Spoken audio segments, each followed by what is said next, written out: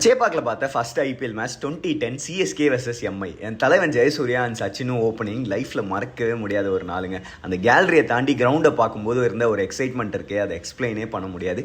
இப்போ ஒரு 40+ மேட்சஸ் பார்த்துருப்பேன், ஆனால் இப்போ வரைக்கும் அதே கூஸ் பம்ப்ஸ் தாங்க. என்கிட்ட ஒரு 300 பேர் மேலே வந்து டிக்கெட் கேட்டிருப்பீங்க, ஆனால் எனக்கும் எந்த டிக்கெட் சோர்ஸும் இல்லைங்க. நானும் ஆன்லைனில் 6 மணிலேருந்து வெயிட் பண்ணி 1000 கியூவில் இருந்து கூட என்னால் டிக்கெட் புக் பண்ண முடியல. 2 hours மேலே கிரவுண்டில் சுற்றி எஃப்எப்பர் டிக்கெட்ஸை ஒருத்தர் டபுள் ரேட்டில் விற்று தான் நான் ஃபஸ்ட் மேட்சை பார்த்தேன். Because for MI 90% of tickets வந்து ஸ்பான்சர்ஸ் தாங்க போகுது. நான் இருந்த எஃப்எப்பர், ஜிஎப்பர், இன்னும் நிறையா லோயர் ஸ்டாண்ட்ஸ் எல்லாமே ஸ்பான்சர் டிக்கெட்ஸ் தான். One thing to CSK management, உங்கள் ஃப்ரான்ச்சைஸ்க்கு அவ்வளோ லாயல் ஃபேன்ஸ் இருக்காங்க அக்ராஸ் இந்தியா அண்ட் வேர்ல்டு ஃபுல்லாக கூட இருக்காங்க.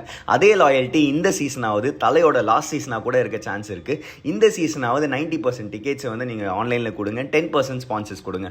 தலையை ஒரு வாட்டியாச்சும் பார்க்க முடியாதான்னு சொல்லிட்டு அவ்வளோ ஃபேன்ஸ் ஊர் சைடுலாம் ஆசைப்பட்றாங்க. ப்ளீஸ் இதே தான் நான் கலட்டா இன்டர்வியூலையும் சொன்னேன். ஆனால் அவங்க போட்ட டைட்டிலே வேறு, related to Dhoni's retirement. Dhoni ஒரு கோட் கேப்டனுங்க, goat finisher of all time.